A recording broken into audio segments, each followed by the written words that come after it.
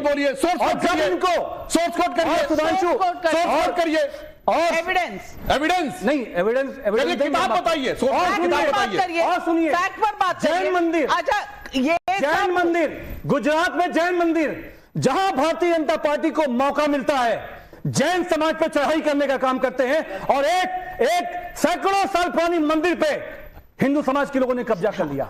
और गोमती एविडेंस है, गोमतगिरी आंकड़े हैं, गोमतगिरी मध्य प्रदेश में क्या हुआ, कोई डॉक्यूमेंटेशन है जिसके बेसिस पर आप ये गोमतगिरी मध्य प्रदेश में क्या हुआ? हमारे जैन साहब बैठे हैं, हो सकता है कि गैर हिंदू हैं, जैन समाज की भी इनको थोड़ा चिंता हो, ये बता देंगे।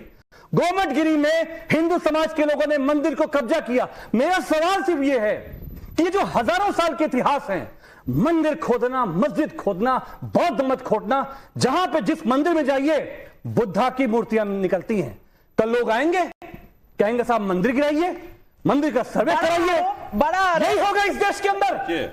मैं सुधांशु जी से पूछता हूं, प्रधानमंत्री जब ये कहते हैं कि हम इस देश को दुनिया में आगे ले जाना चाहते हैं, दुनिया में हम नेता बनाना चाहते हैं, आप नेता नहीं, इस देश को आग लगाकर खाक कर देना चाहते हैं।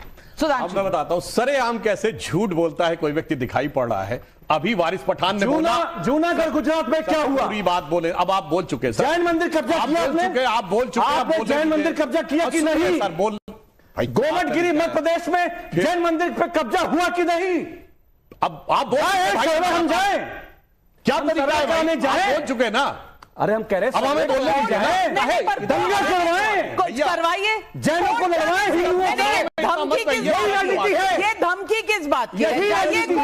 देश में संविधान है, कोर्ट जाइए। अब देखिए अमीक जमाई जी ने आए बाएं साएं बोला, अभी उसका पहला प्रमाण ये कह रहे हैं मुसलमानों ने बड़ा उदार हृदय दिखाया और सुप्रीम कोर्ट को स्वीकार किया। भैया कान में तेल डाले बैठे थे वारिस पठान, तो बोले कयामत बाबरी मस्जिद रहेगी और हम हमेशा मानते। मेरे भाई एक तरफ ये बोल रहा, दूसरी तरफ ये बोल रहा, सरेआम झूठ इसे कहते हैं। अब आइए आपने इस प्रकार की बात कही कि बौद्ध धर्म को नष्ट किया गया, तो मेरे बात आप नहीं बता पाए, मैं किताब का नाम बता रहा हूं।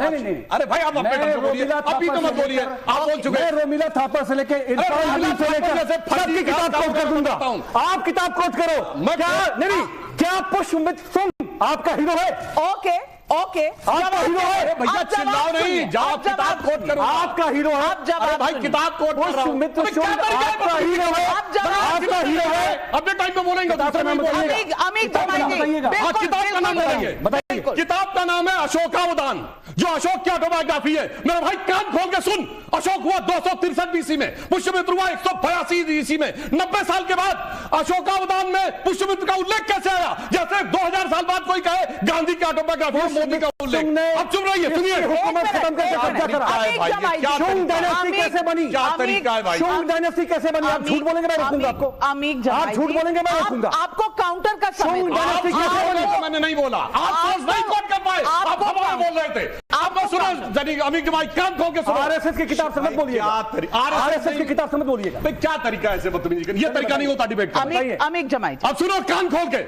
डॉक्टर अंबेडकर ने लिखा writings and speeches of Baba Saheb Ambedkar, सरकारी किताब है, published by Maharashtra government in 1987, then republished by central government in January 2014 by ministry of social justice and empowerment.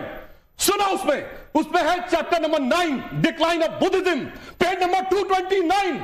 उसका लास्ट पैराग्राफ में लिखा हुआ है there is no doubt about it that the destruction of Buddhism was done by the invasions of मुसलमान। नरेंद्र मोदी के गुजरात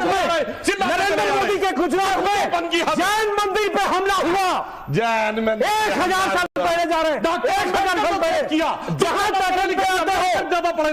ताकत में आते हो माइनॉरिटीज पे हमला करते हो, चाहे वो जैन हो, सिख हो, मुसलमान हो। यही इतिहास है आपका। चलो हिंदू मुस्लिम की बात अलग है, सुनो। अरे भाई सुनो, जहां सिर्फ मस्जिद है वहां धमाके जूनागढ़ में क्यों गिरा? बताओ पेशावर में धमाके क्यों होते? बताओ अफगानिस्तान में धमाके क्यों होते? बताओ सीरिया में धमाके क्यों होते? हमला जहां सिर्फ मस्जिद में धमाके। जूनागढ़ पे हमला मत करो, जूनागढ़ पे हमला सोच तुम्हें नहीं पता था, एक किताब नहीं पता था, और जब सोर्स कोड होने लगे कॉन्सेप्ट नरेंद्र मोदी का गुजरात, नरेंद्र मोदी का गुजरात जैनियों की मंदिर पे हमला करके कब्जा करेंगे। चलिए अमीक जमाई जी, अमीक जमाई जी, अमीक जमाई जी, अमीक जमाई जी, आप विष्णु जैन से, आप विष्णु जैन से ज्यादा जैनी तो नहीं है ना? विष्णु जैन जी, इन्होंने जो कहा इसका सच क्या है? देखिए, सबसे पहली बात मैं बताना चाहता हूं, मुझे अमीक भाई की इस बात से ऐतराज। इन्होंने कहा कि मैं गैर हिंदू हूं। मैं अपने बिहाफ पे और जितने मेरे जैन मुनि हैं जिनको मैं नमस्तु करता हूं, उनके बिहाफ पे कहना चाहता हूं कि जैन समाज हिंदू समाज का अभिन्न अंग है। तो जो ये बोल रहे हैं कि हम अलग हैं या हिंदू समाज अपने आप को हिंदू समाज का व्यक्ति नहीं मानते हैं, ये गलत बोल रहे हैं। मैं उतना ही सनातनी और उतना ही जैन हूं। हम दोनों एक दूसरे के अभिन्न अंग हैं। अगर आपको जैन सभ्यता को समझना है तो जाके रणकपुर के जैन मंदिर को देख लीजिए, जहां पे भैरव भैरवी की पूजा होती है और हमेशा हिंदू और जैन मंदिर साथ में बने। पहली बात। अमीक भाई को बड़ी चिंता थी गिरनार में क्या हो रहा है। नाविका जी, एक बहुत मर्मम घटना बताना चाहता हूं। 2013 में सुधांशु जी यहाँ पे हैं, उनको अच्छे से याद होगा, और ये मैंने इसके ऊपर केस किया था। मेरे पास इसका एफिडेविट पूरा रिकॉर्ड है। जब 2013 में फरवरी में अखिलेश सरकार आई थी तो हमारे लखनऊ में एक बुद्धा चौक होती थी, बुद्धा पार्क होता था और महावीर चौक थी। वहां पे महावीर जी की मूर्ति तोड़ दी थी नमाज के बाद, ठीक है। बुद्धा जी की मूर्ति, वीडियो है उसका, उसके ऊपर पेशाब की गई थी, ठीक है। मैं नेशनल चैनल जब आजाद मैदान में अमर जवान ज्योति तोड़ी और सुनिए, और नाविका जी, हमने रिप्रेजेंटेशन दिए गवर्नमेंट को कि हमारी महावीर जमाई साहब, एक तो ये बोलते हैं जो बोलते हैं, दूसरी तरफ से राम गोपाल यादव जी बोलते हैं। राम गोपाल यादव जी कहते हैं छोटे छोटे जज देश में आग लगवा रहे हैं। आज उन्होंने कहा हाँ होगा ही, अगर इस तरह से कोर्ट में दायर किए जाएंगे पिटीशंस तो अशांति होगी। मैं पूछना चाहती हूं, किसको डरा रहे हैं, किसको धमका रहे हैं? क्योंकि 92% वोट आपका मुसलमानों से आता है। ये 2024 के लोकसभा इलेक्शंस दिखाते हैं। इंडिया गठबंधन को 92% मुसलमानों का वोट मिला, तो बस उन्हीं के लिए, एक वोट बैंक के लिए ये स्टेटमेंट्स हैं। बात से मुसलमानों की नहीं नाविका जी, आपका कार्यक्रम पूरे देश में इस वक्त करोड़ों लोग देख रहे होंगे। आप बात कर रही हैं कि जो सांप्रदायिक उन्माद है, पोलराइजेशन की जो राजनीति है इस देश के अंदर, शिलान्यास से आप उठाइए, राम मंदिर का जो प्रोजेक्ट था भारतीय जनता पार्टी और जो ये आंदोलन इस देश में चलाया गया, इस देश को क्या मिला? आखिर में सुप्रीम कोर्ट के मामले में इस देश के हिंदुओं ने, मुसलमानों ने मिलकर, और विशेषकर मुसलमानों ने मिलकर आगे बढ़कर अपने देश के हिंदू भाइयों के लिए, सौहार्द के लिए, आइडिया ऑफ इंडिया के लिए, भाईचारे के लिए हमने कहा ठीक है, अगर इससे इस मुल्क में अमन आता है तो जो सुप्रीम कोर्ट कहेगी, एक ईटा पूरे देश में, एक नाराजगी का इजहार, एक प्रेस नोट पूरे देश में मुसलमान जारी नहीं करेंगे। और जो लोग इसके जानकार हैं वो ये जानते हैं कि सुप्रीम कोर्ट के बाद जब फैसला आया तो इस देश के सब लोगों ने माना। लेकिन क्या जब प्रधानमंत्री जी हमारे देश के विकसित भारत, पता नहीं कौन सा भारत, और इस देश में आप देखिए दूसरी तरफ 65% माएं इस देश में पहली बार जब वो मां बच्चा पैदा करती हैं तो कुपोषण है।